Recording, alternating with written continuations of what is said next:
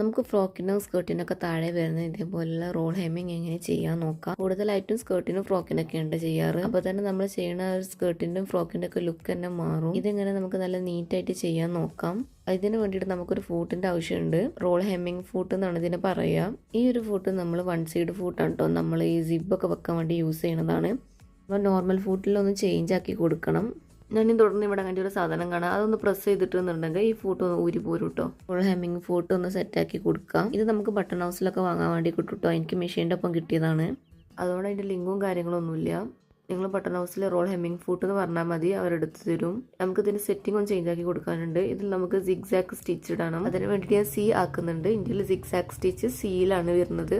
Length നമുക്ക് ഒരു 1.5-ൻ്റെയും 2-ൻ്റെയും ഇടയിൽ കൊടുക്കാം കേട്ടോ. അതിൻ്റെ വിടുത്ത് വരുന്നത് 5-ൽ തന്നെയാണ്. അത് എല്ലാത്തിലും അത്ര തന്നെ കൊടുത്താൽ മതി. പിന്നെ ടെൻഷൻ വരുന്നത് 3-ലാണ് കേട്ടോ. അങ്ങനെയാണ് നമ്മളിത് സെറ്റാക്കിയിട്ടുള്ളത്. ഇനി നമുക്ക് ഫസ്റ്റ് ഒരു 2-3 സ്റ്റിച്ച് ഒന്ന് വെറുതെ കൊടുക്കുക. എന്നിട്ട് ഞാൻ ഈ വീഡിയോയിൽ കാണുന്ന പോലെ ക്ലോത്തിൻ്റെ അറ്റം എടുത്തിട്ട് അതിലൊരു റോളിൻ്റെ ഒരു ഭാഗം വരുന്നുണ്ട്. ഈ റോൾ ഹെമ്മിങ് ഫൂട്ടിന് അതിൻ്റെ ഉള്ളിലോട്ടാക്കി കൊടുക്കുക.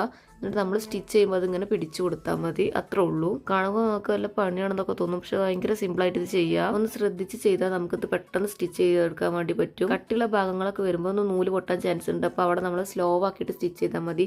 ഇത് കണ്ടില്ലേ, നല്ല വൃത്തിയിൽ തന്നെ വന്നിട്ടുണ്ട്. ഇതുപോലെ നമ്മൾ മൊത്തം ചെയ്തെടുക്കുന്നുണ്ട്. ഇത് ഞാനൊരു സ്കേർട്ടിൻ്റെ താഴെ കേട്ടോ ചെയ്യുന്നത്.